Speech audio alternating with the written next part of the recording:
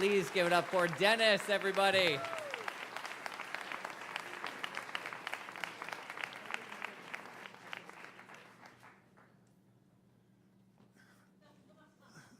So a while back here, I told a story about my brief, glorious career as a middle-aged, middle-distance runner.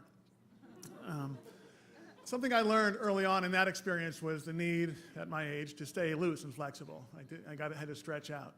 I was finishing a run early in my training, and I felt this sharp pain in the back of my leg. It felt like someone had walked up behind me and hit me with a stick or something, or threw a golf ball at me. And I turned around. Of course, there was no one there. I'd popped something in the back of my leg.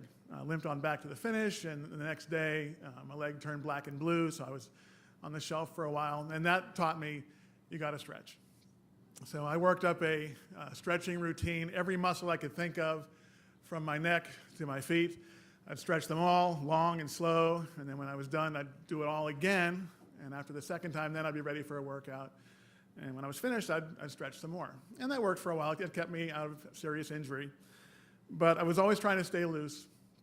So after a year or so later, my running friends and I signed up for a yoga class. I'd never taken yoga before.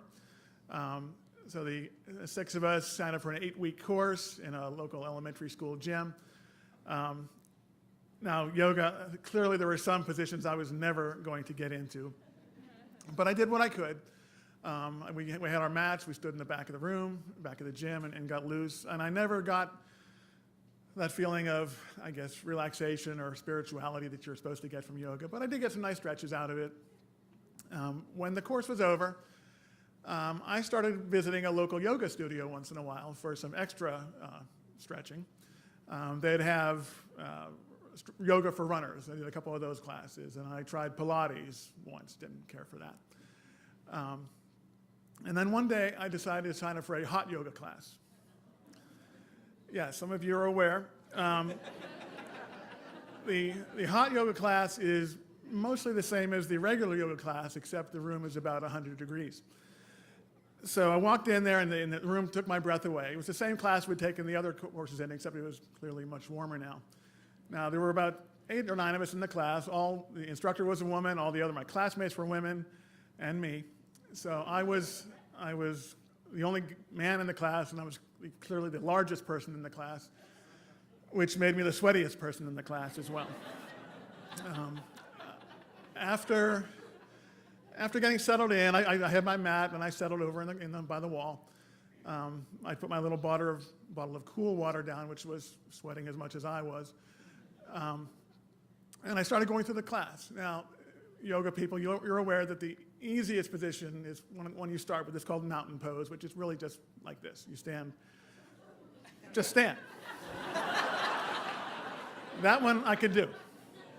But even in this position, just standing in that room, in the first 2 minutes of the class, I could feel the sweat running down my arms, getting to my hands, and 10 streams dropping off my hands as little puddles began to build around me.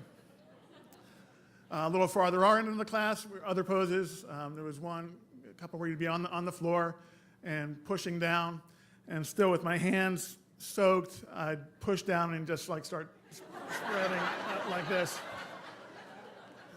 And again, staying off to myself, my classmates did not seem to have this problem, but I was creating quite a little swamp there on the floor beside me. Further on, we went into some of the other poses. One I recall was called the warrior pose, which, if I can demonstrate, it's kind of go like this, roughly like that. Feet spread a little bit.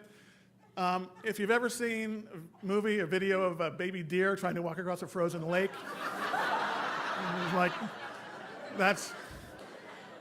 and that was running the risk of dropping me into a split, which I definitely was not prepared to do. This went on for 45 minutes. I did the best I could, but I kept sliding and falling down. There was just no drying off in there. The last pose of the day was supposed to relax us. She had us all find the nearest wall space, and there was one beside me. We'd lay against the wall and then sort of swing around so your butt was against the wall and your feet straight up in the air, legs resting against the wall. And it was a nice stretch, but what I left on the wall was...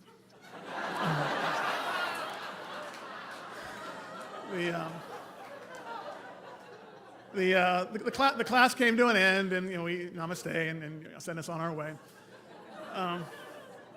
And we all went back to the back of the room to gather our things, and I was rolling my mat up and drinking my water, and I could catch my classmates catching furtive glances at the puddles I had left behind, and that smear on the wall was making me no fans either.